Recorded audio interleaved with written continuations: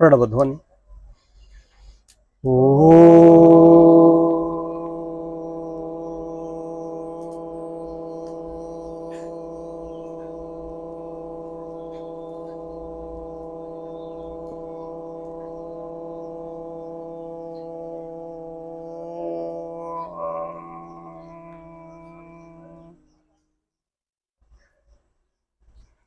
महर्षि पतंजलि स्तुत कर लेते हैं। योगेन चित्तस्य पदेन वाचां मलं शरीरस्य च वैदिकेन यो अपाकरोत्तं प्रवरं मुनीनां पतंजलिं प्राञ्जलिरानतोऽस्मि। योग दर्शन की कक्षा है, 14वां सूत्र है, उसके बाद ध्यान करेंगे। सतु दीर्घ काल नैरंतर्य सत्कारा सेवितो दृढ़ भूमि। सतु दीर्घ काल नैरंतर्य सत्कारा सेवितो दृढ़ भूमि। ये 14वां सूत्र है। कल था 13वां सूत्र। तत्र स्थितो यत्नोऽभ्यासः।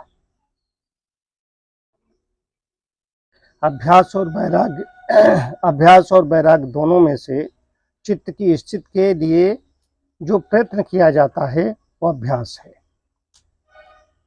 अभ्यास अब आज है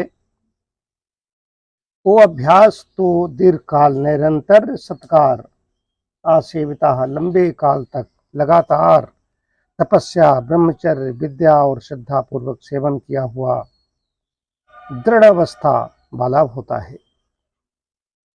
वो अभ्यास तो लंबे काल तक लगातार तपस्या, ब्रह्मचर्य, विद्या और श्रद्धा पूर्वक सेवन किया हुआ दृढ़ अवस्था वाला होता है। फिर व्यास भाष्य है। दीर्घ काला सेवितो निरंतरा सेविता सत्कारा सेविता तपसा ब्रह्मचर्येण विद्या श्रद्धया च संपादिता सत्कारवान् दृढ़ भूमिर्भवति व्युत्थान संस्कारेण द्रागित्येवान् विभूत विषये इत्यर्थः। दीर्घ काल पर्यंत किया गया, सतत किया गया तथा तपस्या, ब्रह्मचर्य, विद्या और बुद्ध श्रद्धा पूर्वक किया गया सत्कारवान अभ्यास दृढ़ अवस्था वाला होता है। व्युत्थान संस्कार के द्वारा तत्काल अभिभूत न होने वाला होता है। इस सूत्र में अभ्यास करने की रीत बतलाई है। कैसे अभ्यास करेंगे, क्या होगा।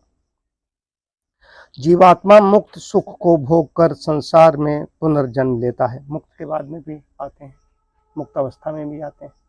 मुक्त अवस्था बाद में कहाँ आते हैं तो अलग है, शास्त्रों में बताते हैं। मुक्त अवस्था में आएगा तो बड़े उच्च कुलों में या बड़े श्रेष्ठ जनों का नहीं आएगा। जीरो से प्रारंभ होता है। जीरो से प्रारंभ होता है कि शूद्र सेवक जो हैं, ये मजदूर हैं, श्रमिक हैं, यहाँ पर जन्म लेगा। फिर से मुक्त अवस्था, उसका फिर अपनी उसको ऊपर चढ़ना या नीचे गिरना, ये चीज़ होती है। खैर वो आगे का विषय है, इसमें अलग बात बता रहे हैं।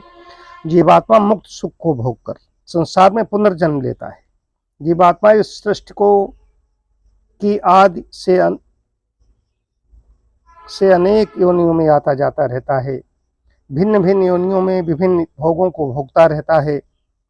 उन भोगों के भोगने से उसके चित्त में अनेक प्रकार के संस्कार उत्पन्न होते रहते हैं।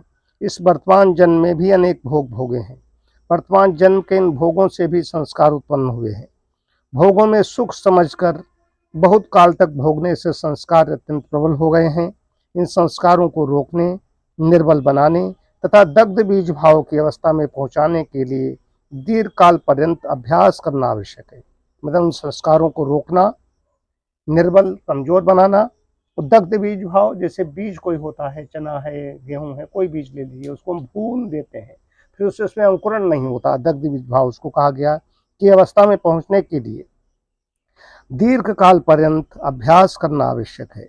दीर्घ काल का अभिप्राय ऐसे समझना चाहिए कि जिस व्यक्ति के पूर्व जन्म में किए गए योगाभ्यास से के संस्कार प्रबल हैं, उसके लिए दीर्घ काल की सीमा न्यून होगी।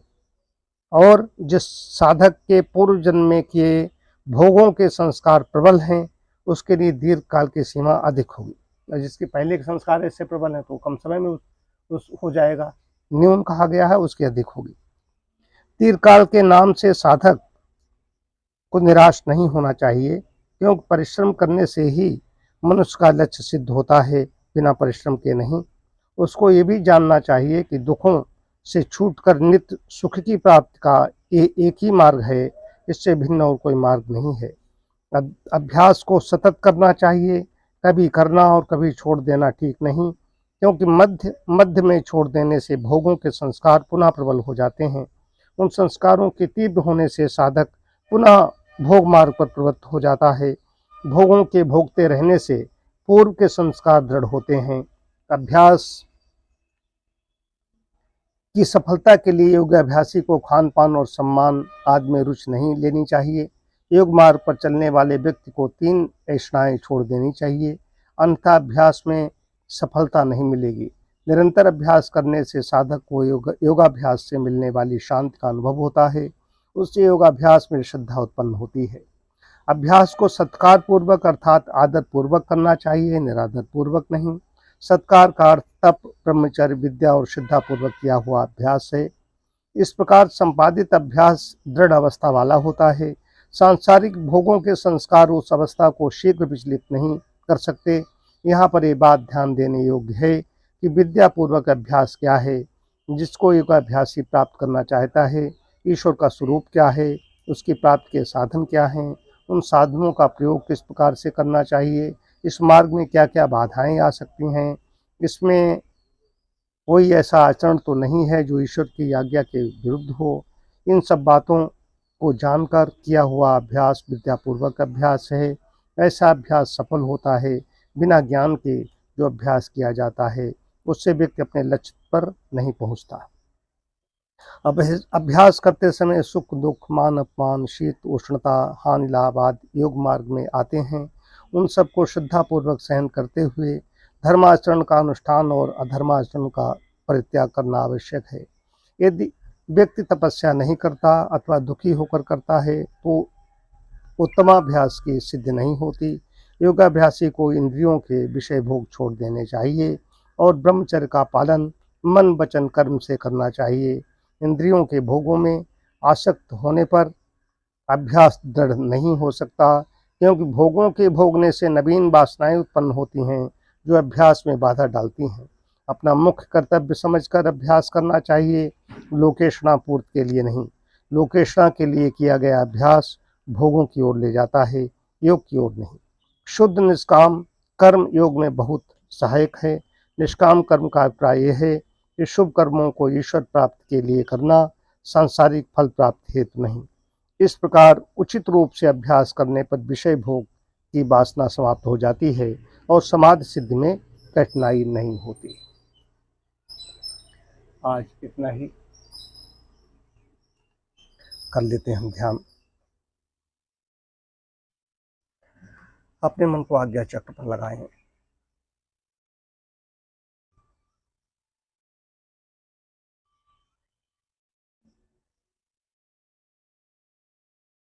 जब भी मन इधर उधर अधिक भागे तो सांस को जरा लंबी खींचें, लंबी छोड़ें।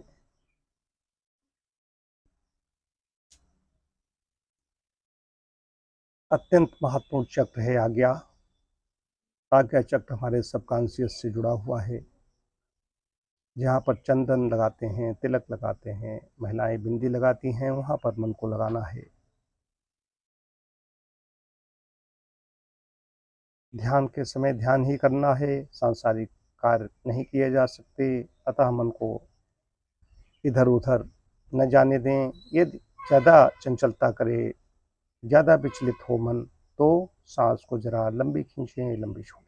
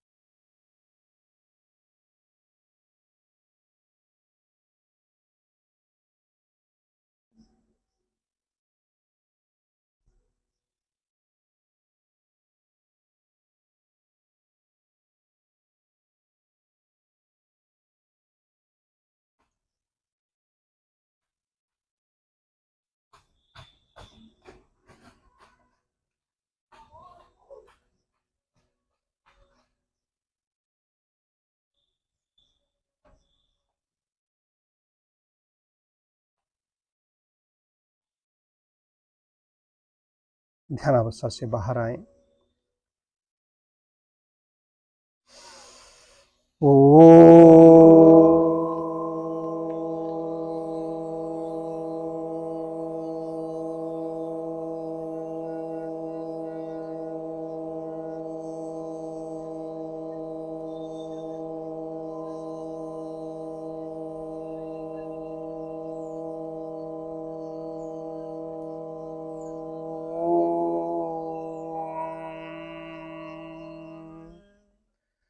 सर्वे भवन्तु सुखिनः, सर्वे सन्तु निरामयाः, सर्वे भद्राणि पश्यन्तु, मा कश्चित् दुःखभाग् भवेत्।